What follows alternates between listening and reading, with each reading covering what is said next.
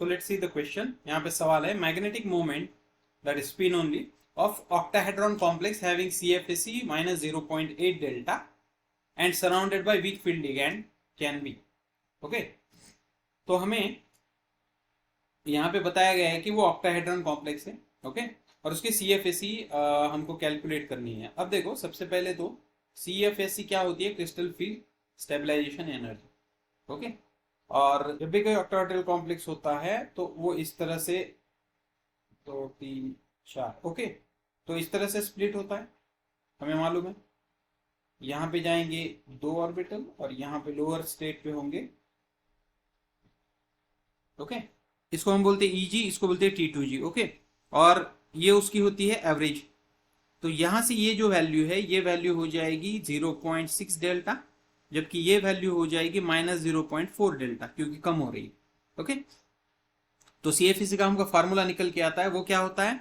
Number of unpaired electrons. Okay, जिसको हम total number of electrons, उसको हम ऐसा लिखेंगे n into 0.6 minus n into 0.4 delta not. Okay, अब ये फार्मूला है, हमको इस फार्मूले से कैलकुलेट करना है। अब हमको अलग अलग कॉन्फ़िगरेशंस देखने पड़ेंगे। ओके, तो अब हम देखेंगे D1 के लिए। अब देखो D1 में क्या होगा, मैं यहीं पे लिखता हूँ। D1 में एक इलेक्ट्रॉन यहाँ पे होगा, एक ही इलेक्ट्रॉन है।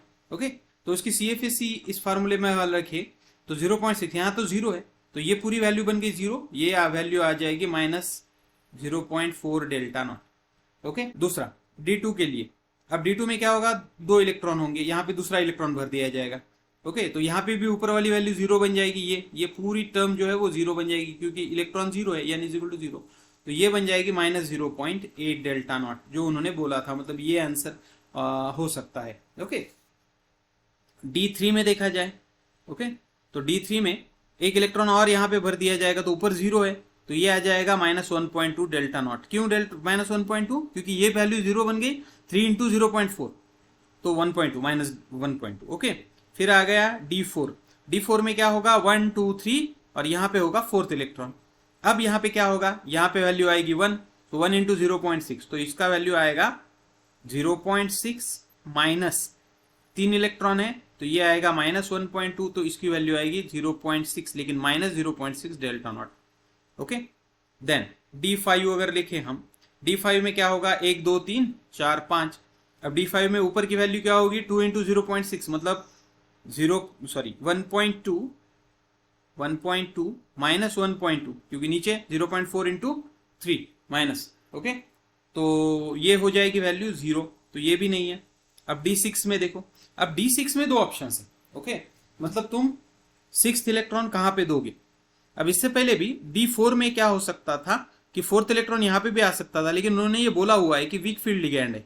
ओके, तो ये सिंपल चीज है। अब देखो D6 में क्या होगा? 5 इलेक्ट्रॉन तो ऐसे रहेंगे, 6th इलेक्ट्रॉन यहाँ पे चला जाएगा, मतलब ऊपर 2 इलेक्ट्रॉन है, तो ऊपर वैल्यू क्या आ जाएगी? 1.2 माइनस, नीचे 4 इलेक्ट्रॉन है, तो वैल्यू आ जाएगी -1.6, तो इसका ये आ जाएगा 0.4।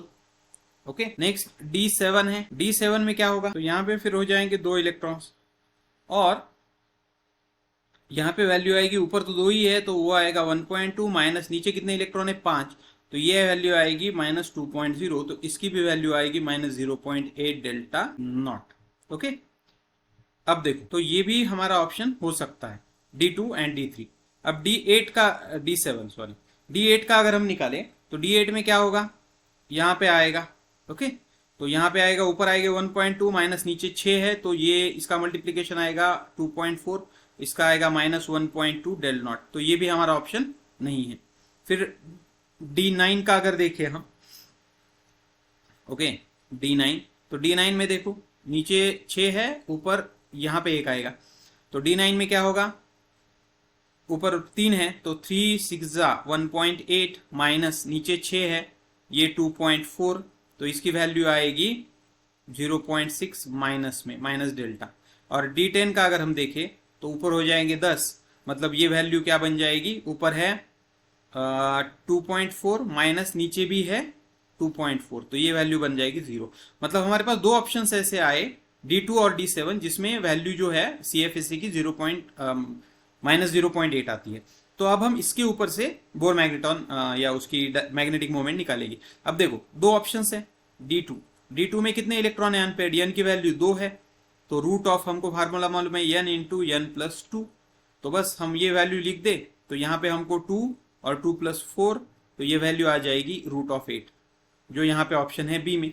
ओके, जबकि D7 के लिए अगर हम देखें D7 तो n की वैल्यू हो जाएगी, D7 में देखो कितने इलेक्ट्रॉन्स होंगे, D7 को हम अगर निकाले, मैं यहाँ पे फिर से निकालता हूँ 1 2 3 4 5 6 7।